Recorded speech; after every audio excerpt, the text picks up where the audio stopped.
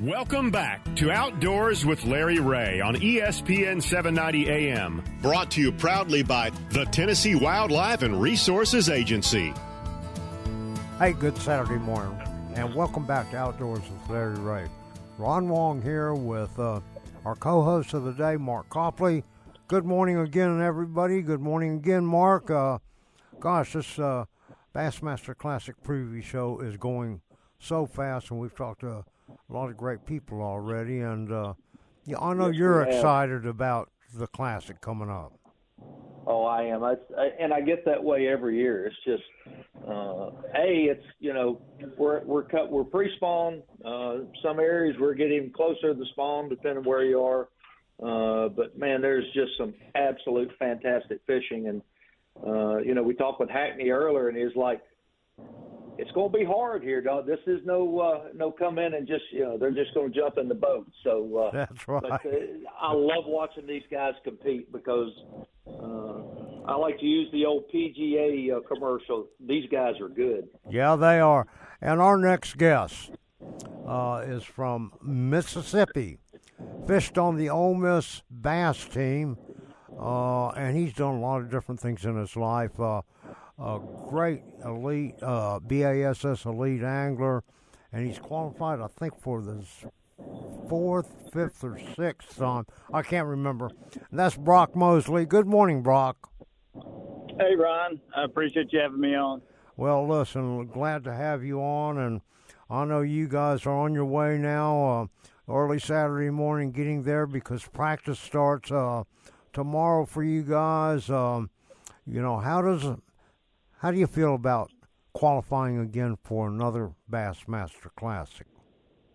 That's the goal every year to start the year. You got to qualify for the Classic, and it's a little different nowadays than it used to be. When I first started fishing the elites, having used to the Classic kicked off the whole season for us. Well, now we have a couple events before the Classic, and it's kind of weird, starting the year off, you have to concentrate on making the next year's Classic because if, you don't want to overlook the first two events, looking ahead to the Classic every year and not do so well. But, we got the first two events under our belt, and now we're headed to compete in the Classic for last year. Yeah, and, you did pretty well last year. I mean, you fished the final day of the Classic last year, and I know you're looking to improve on that, what you did last year. Last year, I came out of the gate swinging. I had a really good first day. And then, my deal, to be honest, it just kind of fell apart on me, and I never made the right adjustment. And, the year before that, I did just the opposite. I fell apart on day one and didn't make the right adjustment, but I bounced back and ended up finishing the event in fifth. Yeah. So hopefully this year we can put all three days together. That's the goal. So we just got to get out there and kind of formulate a game plan. Fort Loudon's a really, really tough lake. It's not an easy place, and so it's going to be real interesting, and it's all about making the right decisions. Brock, talk a little bit about, because you've had some success in Knoxville before. Talk a little bit about how it's a different time of year and different weather and all, and how do you make adjustments for that? Last time we went, it was just miserably cold, and the water was in the mid-40s, which is extremely cold for us southern guys. And I just had a couple things going that worked, and got a few big bites that bumped me up. But this time the water's not going to be as cold. We're a month later. We're further ahead, which I like. It opens up more things you're able to do. When the water's super cold like it was when we were there last time, there's not but so many things you can do to get a bite. The fish are real lethargic. So with it, hopefully the water's 7 or 8 degrees warmer in the low 50s. I'm hoping, and it just opens up more options for us. Maybe spread some guys out. Brock, you can't do this without a lot of good support and sponsors. Talk a little bit about your sponsors. Man, I'm blessed. I would not be here. I mean, you hear guys say it all the time. I wouldn't be here without my sponsors, but that's the truth. I mean, this is how I make my living, and everybody thinks it's just tournament fishing. Well, it's not. It's about half of it. Mm-hmm. The other half is building, content and promoting sponsors and getting everything they need and ask of me.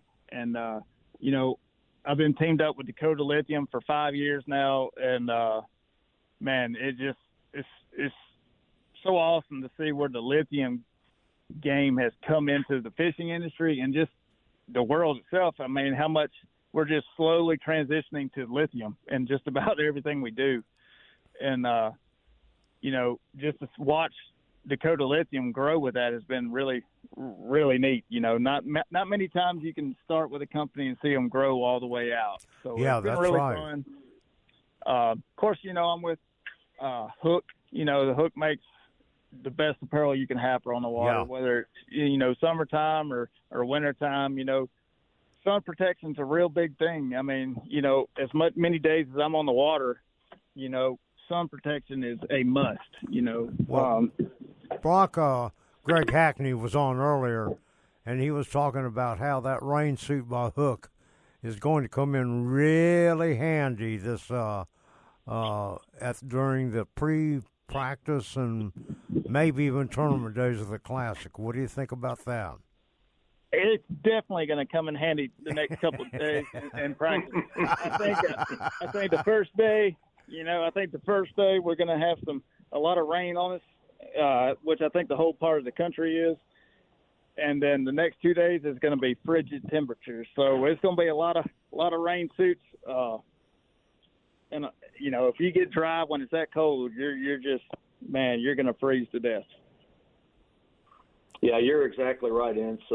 As good as rain suits are, sometimes when there's because I've been to events where I went through 3 rain suits because it just rained so hard. So when you've got a good one that will last and keep you warm and most importantly keep you dry, because that's the key to – you can always layer under a rain suit, but if you can stay dry, that's what you want to do.